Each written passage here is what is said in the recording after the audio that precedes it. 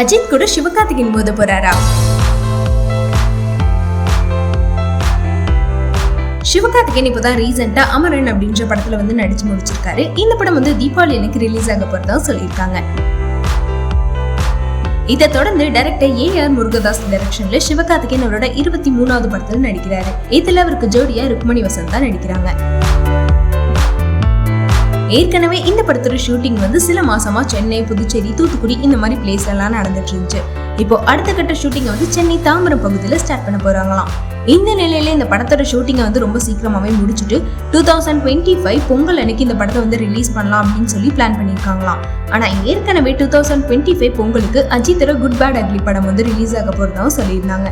So இந்த ரெண்டு படம் ஒரே நல்ல ரிலீஸ் ஆனா எந்த படத்துக்கு மக்கள் மத்தியில் அதிகமாக வரவேற்பு கிடைக்கும் அப்படின்றதெல்லாம் வெயிட் பண்ணி பார்க்கலாம். இது மாதிரி சின்ன செய்திகளை தெரிஞ்சுக்க சேனல் ஃபேஸ் சினிமாவை மறக்காம பாருங்க.